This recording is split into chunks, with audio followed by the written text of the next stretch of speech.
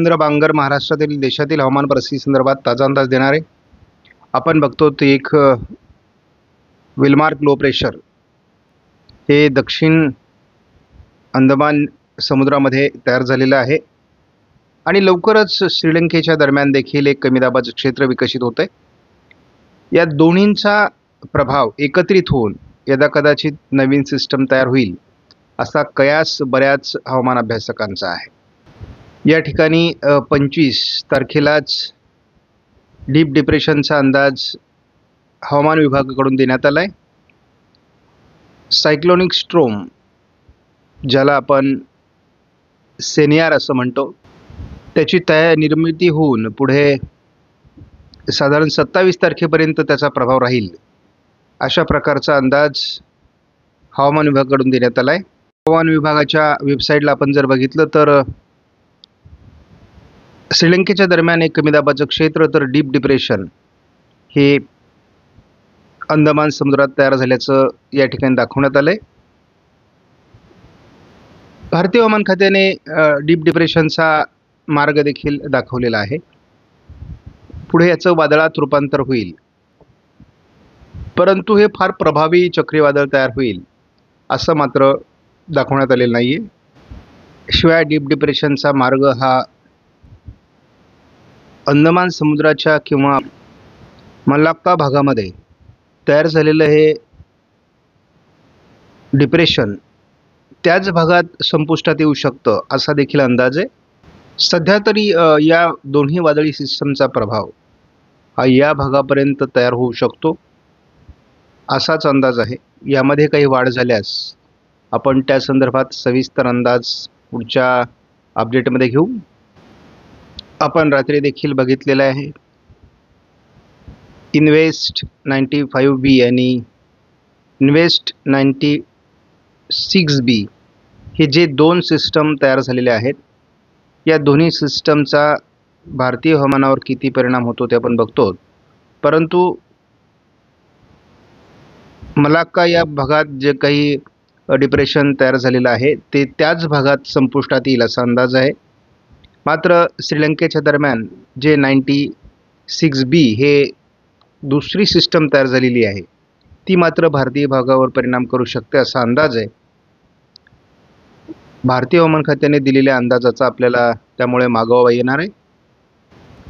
आपण वादळाजवळची लेटेस्ट परिस्थिती बघितली तर आपल्या लक्षात येईल की कशा पद्धतीने त्या ठिकाणी बाष्प तयार झाले, परंतु याचा फार प्रभाव भारतीय हवामानावर पडेल असं वाटत नाही. आपण बघतो की समुद्रीय तापमानामधून ज्या नवनवीन सिस्टम तयार होतात त्यासाठीची त्या ठिकाणची अनुकूलता ही अतिशय महत्त्वाची असते आणि आपण या ठिकाणी बघतो की दोन्ही सिस्टम एकाच दायऱ्यामध्ये तयार झालेले आहेत.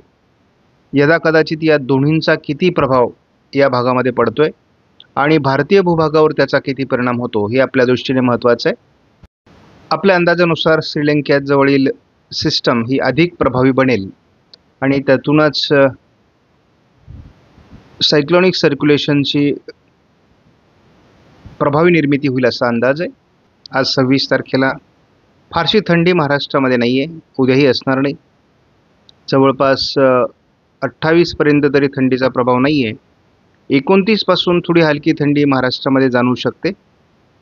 या थंडीत थोडी वाढ आपल्याला 30, 1 डिसेंबर, 2, 3, 4 आणि 5 डिसेंबरला जाणवेल. म्हणजे साधारण डिसेंबरच्या पहिल्या आठवड्यात आपल्याला थंडी आहे, ती पण हलक्या स्वरूपात आहे. आपण जर GFS मॉडेलचा पावसासंदर्भातला अंदाज बघितला, दोन्ही समुद्रामध्ये सिस्टम विकसित होत आहेत आणि आपण बघतोच या सिस्टम पुढे भविष्यामध्ये बंगालच्या उपसागरामध्ये किती प्रभावी ठरतात आणि त्यातून किती ताकदवर सिस्टम विकसित होते यावर सर्व अवलंबून आहे. परंतु भारतीय भूभागापासून ते दूरवर वातावरण जाण्याची शक्यता आहे. आपण SMWF मॉडेलचा जर धावता अंदाज घेतला तर या दोन्ही सिस्टम किती प्रभावी बनतात हे या ठिकाणी आपल्याला दिसते. श्रीलंकेच्या जवळील सिस्टम ही भारतीय भूभागावर थोडा परिणाम करेल असं दिसते, परंतु सारखा या अंदाजामध्ये बदल होतोय, आपल्याला सुरुवातीला महाराष्ट्रामध्ये याचा परिणाम होईल असं दाखवलं जात आहे. परंतु त्याहीपेक्षा महत्त्वाचं की महाराष्ट्रामध्ये याचा परिणाम आज दाखवण्यात आलेला नाही आहे. आणि दुसरी गोष्ट म्हणजे या ठिकाणी आपल्याला WD विकसित होत आहेत आणि भारतीय भूभागावर ते परिणाम करतील भविष्यामध्ये, हे डिसेंबरमध्ये असा अंदाज दिसतोय. हा 10 डिसेंबरपर्यंतचा अंदाज आहे. आपण सध्या महाराष्ट्रामध्ये हलकं ढगाळ वातावरण बघतोय. 29 पासून जर आपण या सिस्टमचा अंदाज बघितला तर या दोन्ही सिस्टम फारशा प्रभावी बनताना दिसत नाहीत. आपण बघतो काल आपण महाराष्ट्रावर पावसाळी परिस्थिती निर्माण होईल अशा प्रकारचा 5 तारखेचा अंदाज होता, परंतु हे वातावरण फार प्रभावी बनण्याची शक्यता नाही आहे. त्यामुळे महाराष्ट्रातील पावसाचा अंदाज पुन्हा एकदा मॉडेलने नाकारला आहे.